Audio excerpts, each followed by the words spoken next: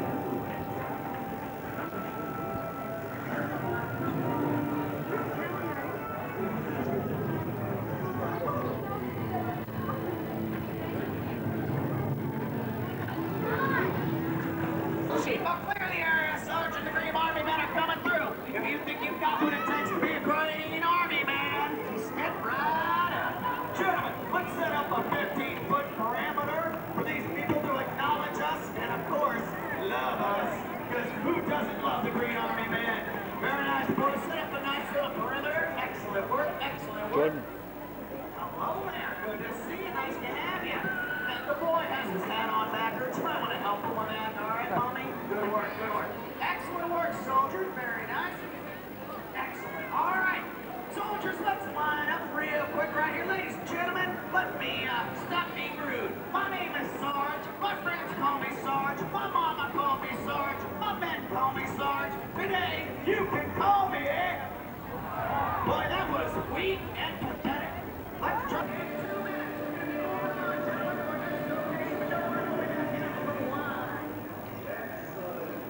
You gotta take them out and put them back in the bucket every now and then. You know what I'm saying, lady? They'll roast out here. Well, yeah. Get my tea? No. Good. Oh, excellent. We got another one here. Turn around. Now, one camera right here. One big smile. Excellent. There we go. How you doing, sir? You did a great job up there. Oh, that's it. I knew you did a great job.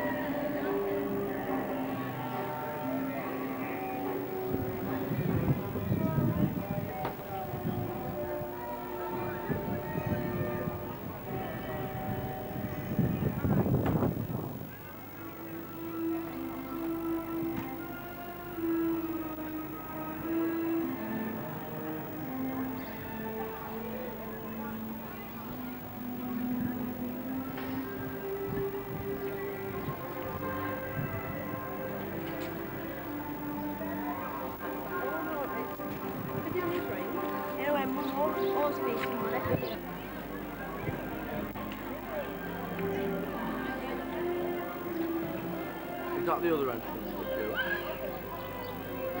So I cute. suppose when it's busy it might be, yeah. What? Oh, it could be, yeah.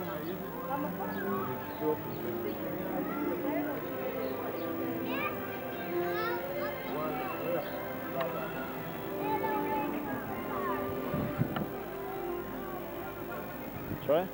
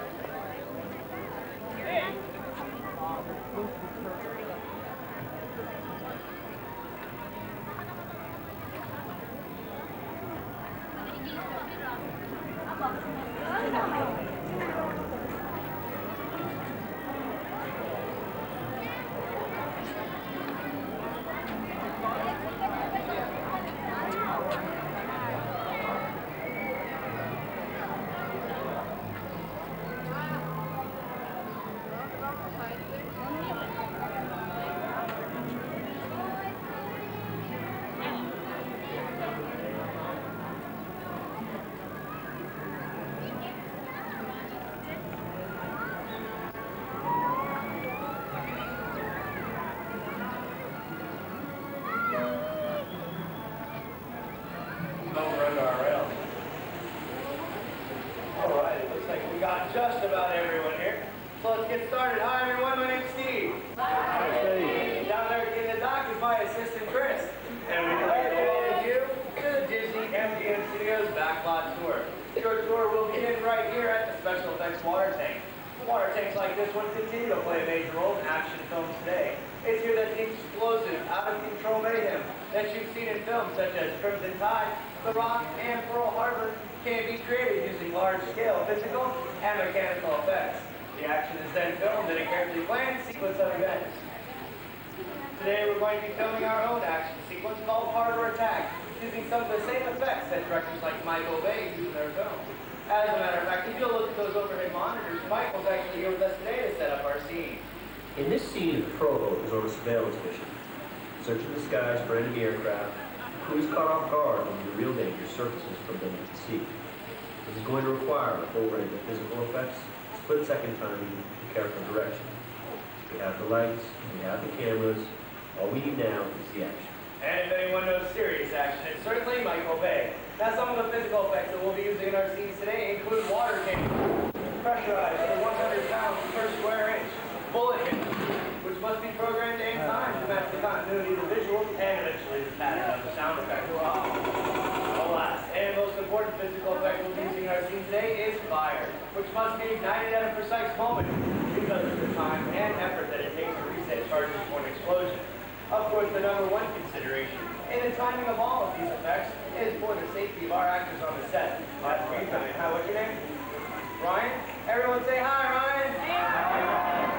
Ryan, you've been cast in the role of the mechanic on our PT boat, and your scene takes place deep in our engine room, so if you'll follow my assistant, he'll set you in position. Today we'll be filming two scenes, but not in the order they appear in the script. Most films today are filmed out of sequence, which means actors must react to situations that haven't even been filmed yet. This can prove very challenging, and it's the director's job to provide motivation to the actors for the scene. Okay, Ryan, here's your setup. In just a minute, that phone to your right is going to buzz. Right before 800 gallons of water dump out of those tanks. Fly down that chute and slam into you like a freight train. You feel motivated to hang on? Good. That's closer to 1,000 gallons of water. But there's a fine line between motivation and fear. All right, here we go. Now don't forget your engine has just been shot out. Places, everyone. Roll playback, please. And action. All right, Ryan, you can look to your right. Check out that attitude. Now pick up that phone and call your captain. Keep talking on that phone. Tell him you think something really bad is going to happen. And cut. That's what we call a physical effect. Let's give Ryan a big round of applause. Ryan did such a great job. I need you to stay there for one more scene. But in this scene, I just need you to sit there and try and act dry. Oh no, what's the We're going to take that shot, add it into our next scene, and see how it all comes together in the final sequence. Our next scene takes place on RPG boat. So let's meet the rest of our brave crew. Ladies and gentlemen, let's have a big round of applause for Captain Julian and his brave deck crew, Mike and Cheryl. Fastest on the set, please stand by. All right, places everyone. Roll playback, please. All right, crew, don't forget you're on a surveillance mission. And action. Captain, you're searching the skies looking for enemy fighters. If your plane is out of distance, therefore we're going to fight 7 o'clock. Good shot. You're surprised. You're in trouble. When you come around with that hat, Captain, spin that wheel, get your feet down there.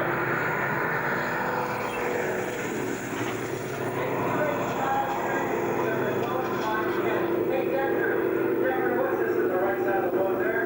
The water, you can quite see that.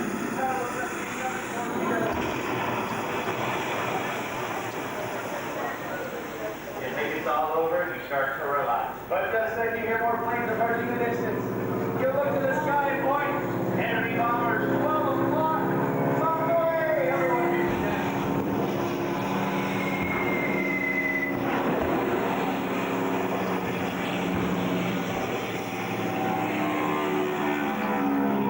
All right, crew, you survived the aerial attack, but just then you see 2 more torpedoes. They're coming fast on the stern. They pass under your boat. You point at the audience and yell, look out!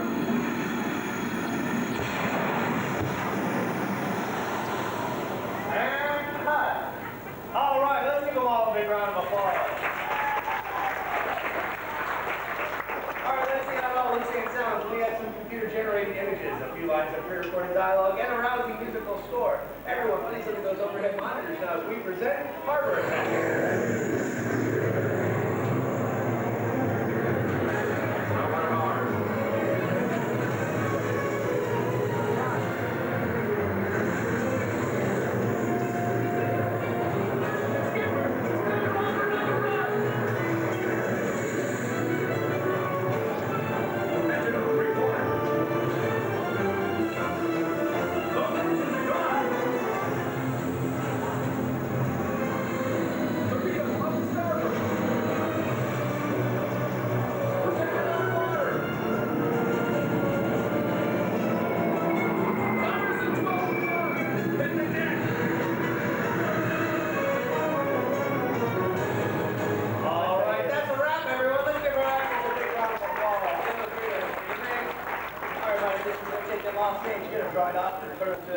I'd like to thank you all for participating in Harbor Attack here at the Special Effects Water Tank.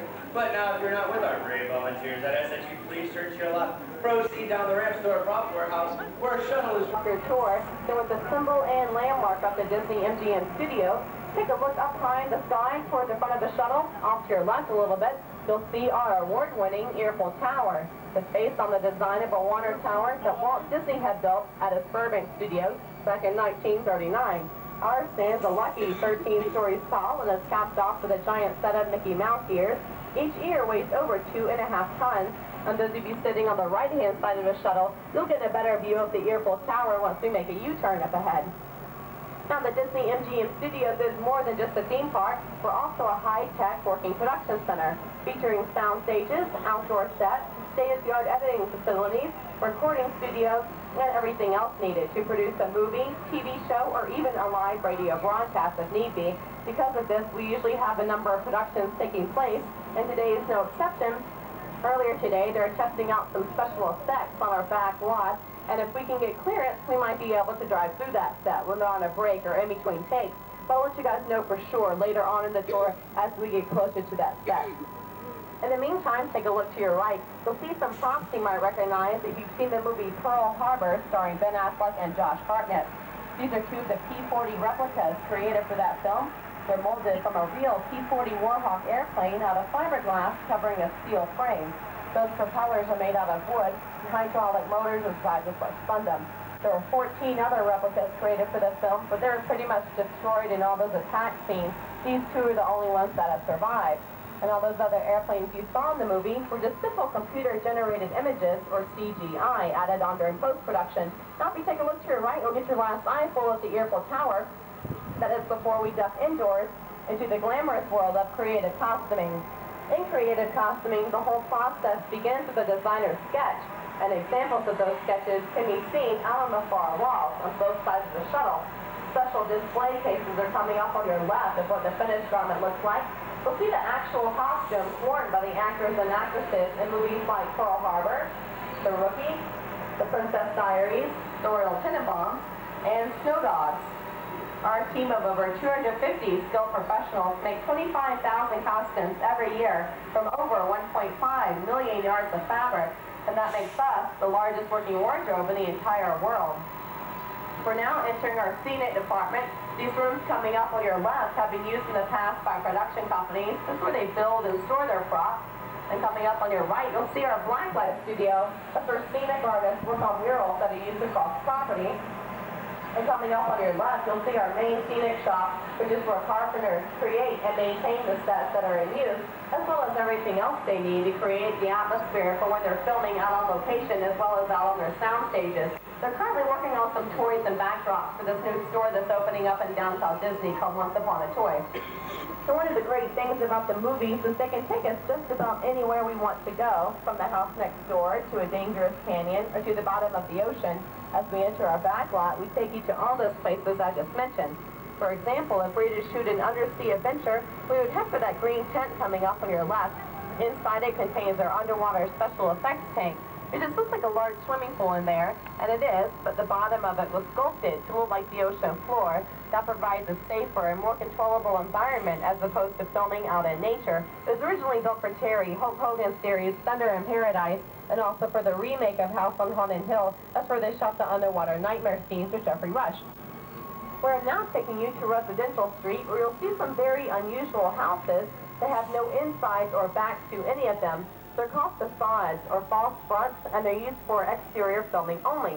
When Jim Varney was here back in 1988 shooting Ernest Saves Christmas, he chose that second house on your right, number 242, for all the exterior shots of Burns' house. Yeah. And you can thank your driver, Chris, for that, for stopping in front of the sprinkler. Thanks, Chris. We're all so now. It looks like Burns forgot to turn off the sprinkler. It's been running ever since for the past 13 years. Yeah, that's not funny. Okay, coming up on your left, you'll see a beige Hawaiian-style house. You just might recognize it.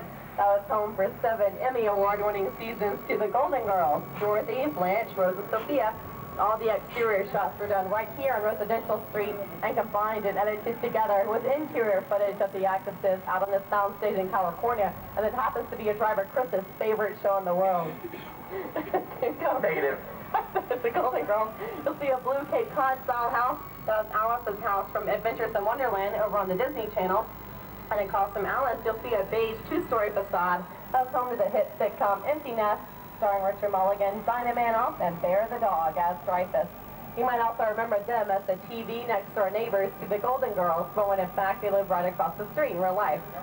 When production crews travel all over the world to film on location, they encounter problems like traffic, crowds, noise, and what have you. So they like to film on a quiet back lot like this one. Makes the whole filming process much, much easier. After making this right turn, if you guys take a look straight across the street, you'll get a sneak preview of New York Street. That's the urban counterpart to Residential. And just like Residential Street, all those buildings you see out there are also facades, so there's no insides or backs to any of those either. Let's take a better look at that, though. At the end of our tour, right now we're going to head a little bit deeper into the back lot, into an area known as the Boneyard. The Boneyard's like an outdoor attic. It's where we keep all of our oversized props until we need them again for another production. The 3 brown totem heads on your right were used in the 13th Warriors. Hey, Woody and Buzz. What? Woody and Buzz. Oh, yes, I saw Woody and Buzz. Thank you. Also with us, if there are any Star Wars fans with us, that sand skip is from Return of the Jedi. The snowspeeder is from The Empire Strikes Back. Steven Spielberg used those military-style vehicles for Indiana Jones in The Last Crusade. And notice on that tank that they used, those treads are actually made out of foam rubber instead of metal. That saved a lot of wear and tear on the actors and stunt doubles that had to be thrown on top of them take after take, and Harrison Ford, who likes to do his own stunts. The 2 mining cars are from Indiana Jones and the Temple of Doom. And coming up next is Judge Doom's Toontown Dipmobile from Who Framed Roger Rabbit, starring Bob Hoskins and Christopher Lloyd. The orange trolley car and 3 small blue cars up ahead are also from Roger Rabbit. The trolley car, though, is just a modified city bus with steel wheels of fiberglass covers placed over the radial bus tires. The 3 blue cars represented one single car in different stages of destruction. And Chris, you know you're not supposed to park your car there. That's your driver Chris's car, that green car. You couldn't find a parking spot before. That yellow helicopter is from Ellen's Energy Adventure at Epcot. The blue cockpit is from the movie Blue Thunder, starring Roy Scheider and Daniel Stern. The 2 business-looking planes are from the Rocketeer. They're actually just props, though. They never had to be lifted up off the ground. That long black speedboat was from Disney Presents The 100 Live, the Blackjack Savage. There are only 3 episodes shot at that show. That's a very short-lived series. Trainer and Mike Potter from Starship Troopers, and that Silver Space Pod was Max from Flight of the Navigator, which starred a very young Sarah Jessica Parker. Now, if you guys take a look across the canal, you have a real backstage view of Residential Street. You can see that those houses really are nothing more than false fronts. That's because architectural details, such as shingles, stop us out of camera range, and that's intentional, because the production crew only builds what the camera needs to see. And by the direction that we're going in, it looks like we have gotten clearance after all to go into that large standing set where they're testing out the special effects I was mentioning to you guys a little earlier. I should remind you to please stay seated at all times, keeping a firm grip on all of your loose items. It gets kind of bumpy in here for the next minute or so. What looks like a large canyon that we're entering was modeled after a real canyon out in Southern California. It took our production crew 6 months to build. That may seem like a long time to build this one set, but when you consider how long it would take Mother Nature to give us the real thing, well, 6 months does not seem so bad after all. And we call it a standing set because it stands up year-round. We never take it down because you never know when a production crew might need it for filming. We'll be stopping in here for just a moment so you guys can take plenty of pictures, and I'll tell you some more behind-the-scenes facts about this set. So you can't see it, but above us is a large platform where production crews mount their cameras to shoot down into the ravine. Across the large tanker truck that used to be in our boneyard, obviously, cannot be driven across the ravine, so it's hoisted up over the canyon walls and lowered down in a place for the shot. Earlier today, they're testing out a rain effect, so we might or might not get to see that before we leave, because I think the production crew has left for the day, actually. As I was saying before, though, we can create just about anything on the back lot, including the weather. We do our own weather because we can't sit around and wait for Mother Nature to give us the real thing, because time is money on the production set. So we create what we call Hollywood rain, and we have high-powered nozzle spouts located just out of camera range, and we shoot it about 15 feet outward in a crisscrossing pattern to give it a more natural-looking effect as it's falling. And when it does spray it out, you'll notice that the sky... Chris, did you forget to call for clearance again? Oh, great. Okay, everybody, so stay seated. We'll get you out of here as soon as possible. Thanks a lot, Chris.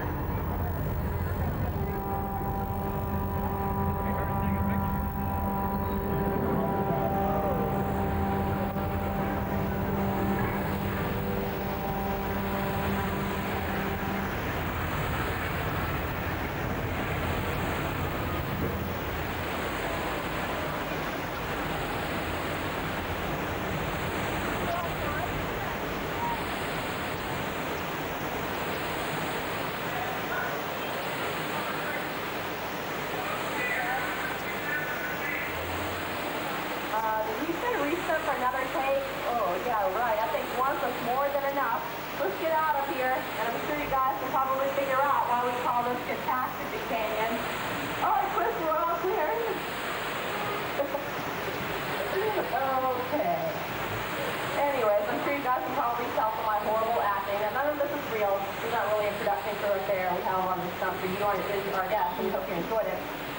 So as we have on out, you can see that this canyon is nothing more than steel structures covered with wired mesh and colored concrete, which is all hand-carved to look like natural rock formations.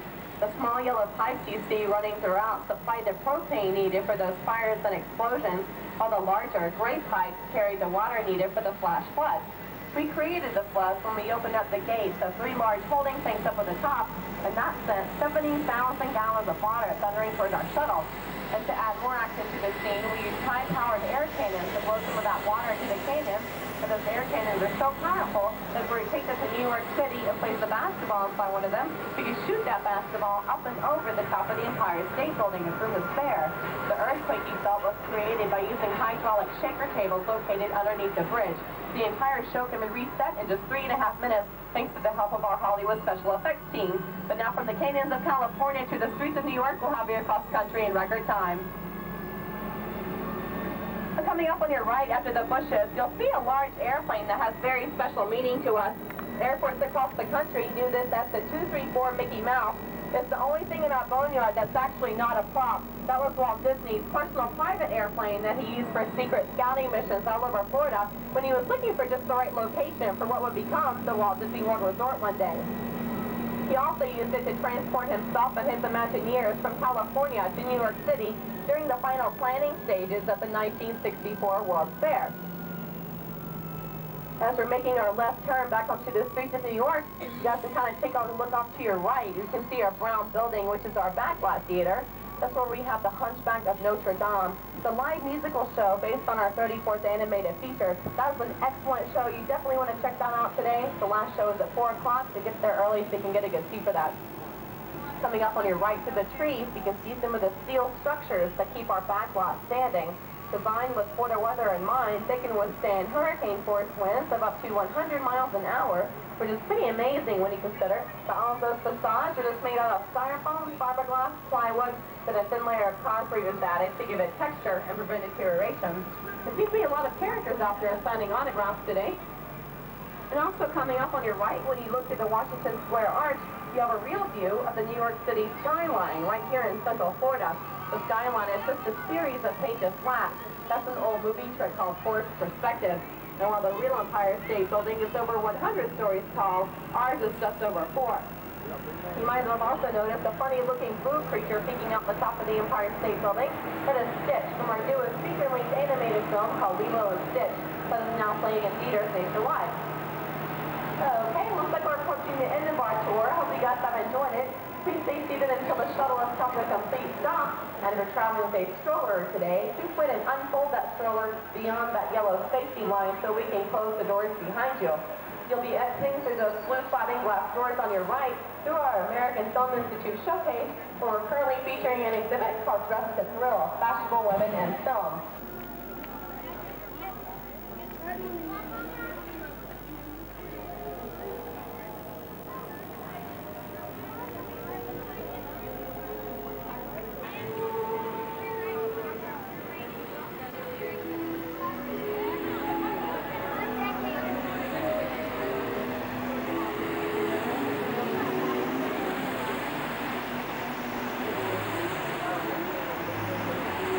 That's it.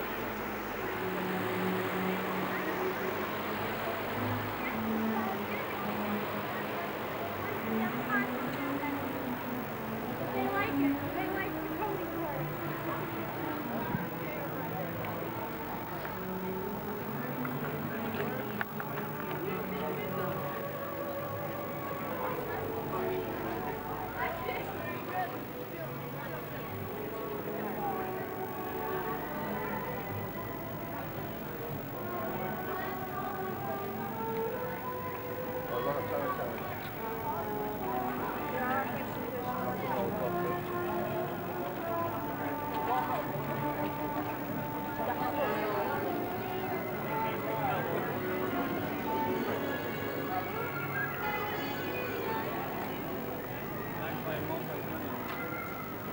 What's the outcome?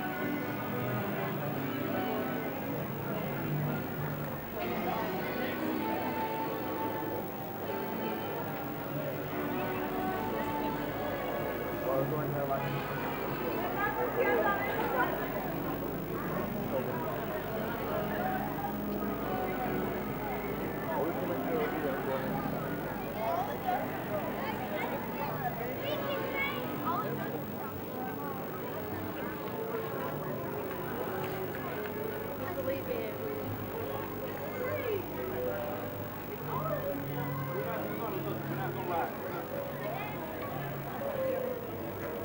It doesn't matter, baby. You're not going.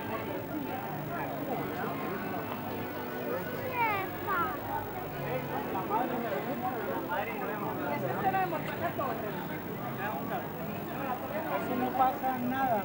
No pasa nada, güey. A mí no me gusta el vacío tanto como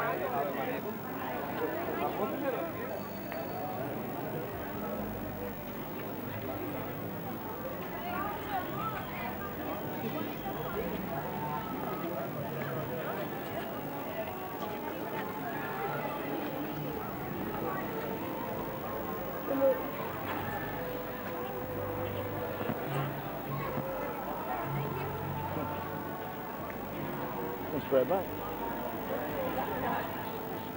Don't spray it back.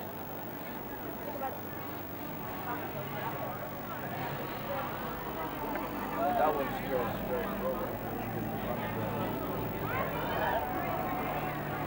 Straight back. Yeah.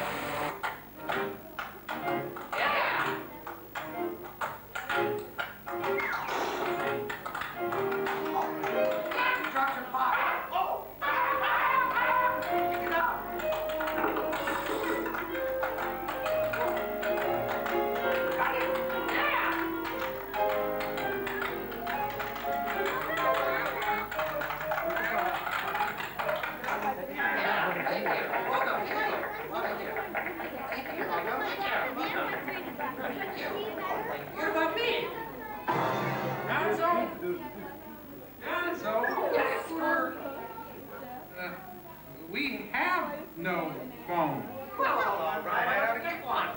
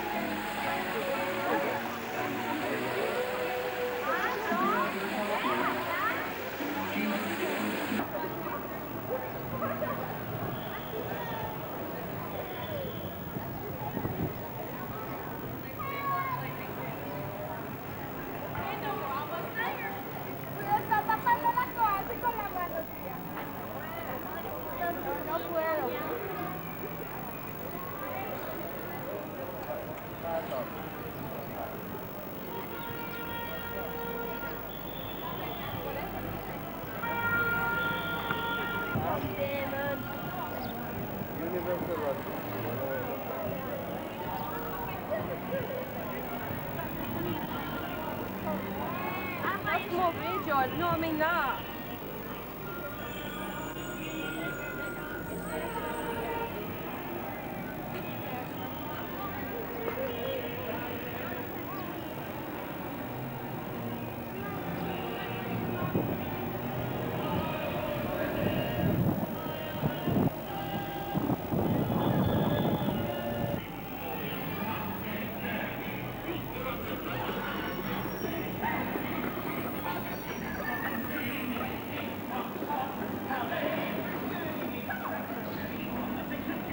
That's England.